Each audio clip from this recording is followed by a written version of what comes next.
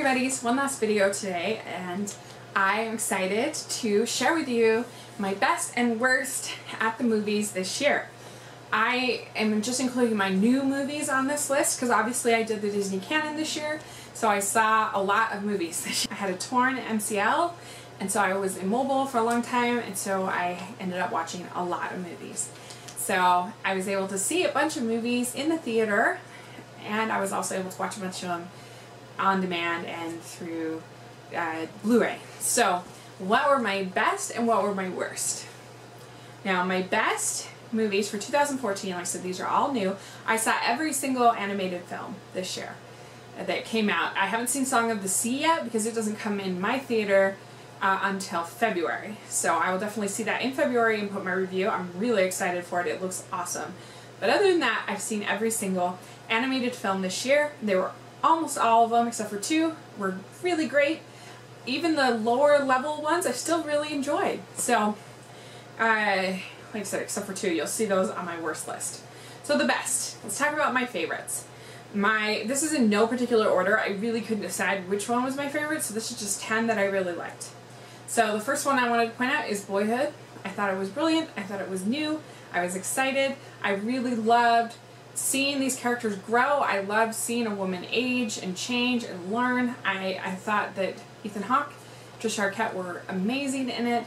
It made me think about my life and my life choices and what has happened to me over the last 12 years. And it's not a movie you see for entertainment, it's a movie you see to relate more to the human race and relate more to others. And so I think it's really powerful.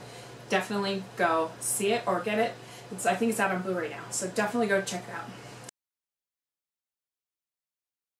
Next, I have Dawn of the Planet of the Apes. I was really moved by it. I thought it was beautiful. I thought it had an interesting thing to say about seeking peace versus defending yourself and not being an appeaser. I thought special effects were amazing. I was really moved by Gary Oldman's performance when he looks at his children in the iPad. He finally gets power and he can see the images of his children. That scene is still sticking with me. It's still something I think about. So I loved it. I thought it was great. The Tale of Princess Kaguya. This was a beautiful movie, hand-drawn animation by Sayo Takahata, I think is how you say the name. And it is by Studio Ghibli, but it's not Miyazaki. It's by the same guy who did The Grave of Fireflies, which I have not seen and I want to see. Heard it's really amazing. This is definitely a movie that is challenging for Western audiences. It's all about, instead of in an Ariel or a Belle, you know, they're independent, or Mulan, that are independent and a free spirit and sort of define culture. This is a movie about being obedient and thinking of the common good. And so it's very Japanese, and it is kind of long, it's slow, but I was really moved by it. It's stunning. And so if you just appreciate it as an artistic expression from another culture, I think you'll love it. Next, I have Big Hero 6. Big Hero 6 was so much fun. I was really moved by it. I thought the relationship between the two brothers was really beautiful. I thought the relationship between the six was just so much fun. I laughed. I thought the villain was pretty good. It surprised me. There was a twist that definitely surprised me. The urban landscape I loved. It's been a long time since Disney did a cityscape, and it was so creative and different, and so yeah, to me it was a huge win.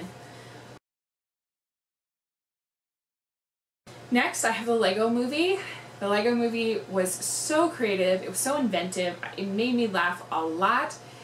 So many of the characters were jam-packed in there, and I just thought that almost every joke worked. And it was just so beautiful. I loved how it zipped around. To me, it did what Wreck-It Ralph should have done.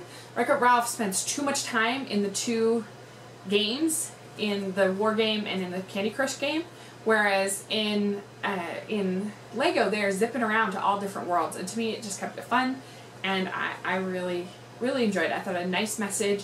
When it goes to live action, I was totally moved by that scene. I thought that was beautiful, and the idea of a child trying to explain his world to his parents.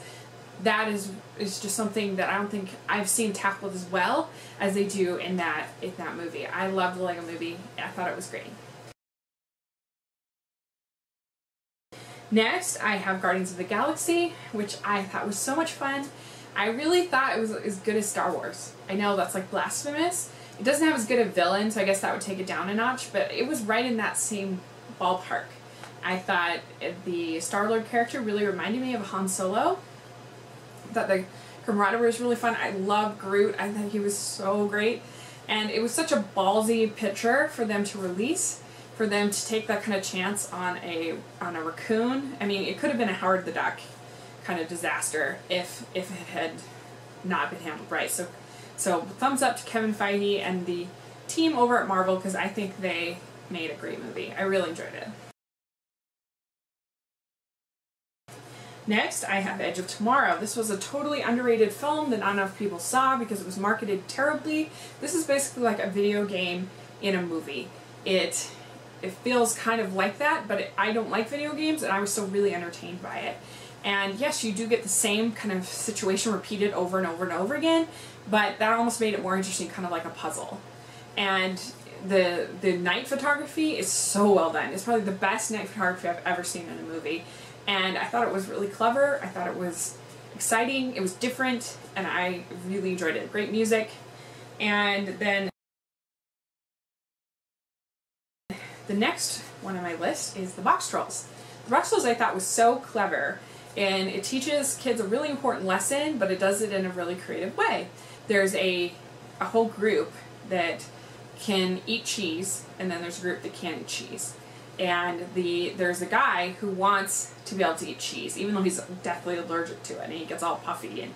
And I thought that sort of that desire to have this, and if he can eat cheese, he can wear a white hat. And I thought that was so clever, this idea of the symbols that we use to differentiate ourselves, and when in reality, like, we aren't that different. And I thought it was really sweet, the relationship of Eggs, the main character, to the Box Trolls, and I thought that the girl was just spunky enough and just in the movie just enough. I didn't think I was overdone, and I thought I had good vocal performances. I thought the ending was fun. I just really enjoyed it. It looks great. It was really creative, so big win for me for Box Trolls. Next, I have Captain America Winter Soldier. Captain America Winter Soldier had amazing stunts. The car crash scene was unbelievable. It was one of the best. Like, it felt so intense. Like, you could hear every piece of metal like come together. To me, it was super exciting, and it went on forever, but I was totally enraptured, and I had good performances. I really liked Scarlett Johansson. I thought that the Winter Soldier was super interesting, like a really good villain, somebody that was a little bit hard to figure out, that surprised me. I didn't know what was going to happen. Robert Redford's good in it. It had, like I said, good special effects. I am not a superhero movie, and I really enjoyed it. So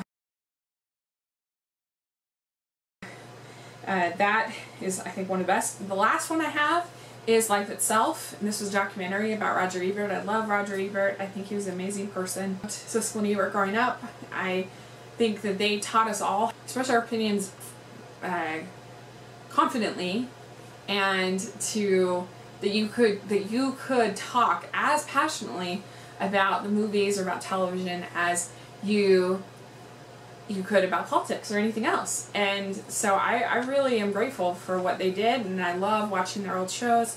I watched it every week, and I thought this was so interesting. It was definitely like a kind of a fluff piece. Like, it's not that hard-hitting, but since I really liked them, I didn't mind. And I learned stuff. I had no idea that Gene Siskel was kind of a Playboy guy. I had no idea about it. I thought that was really interesting, and just the fact that he was such a verbose man, and he spent the last 5 years or so of his life not being able to speak, it was really interesting, and I really loved it. If you're a movie fan, it's definitely something that you'll want to check out, is Life Itself. Other ones that almost made the list that I really loved, How to Train Your Dragon 2 was awesome. I gave it an A+, so it's just not enough room on the list. And I also really liked X-Men Days of Future Past. Was awesome. So, those would be probably 11 and 12.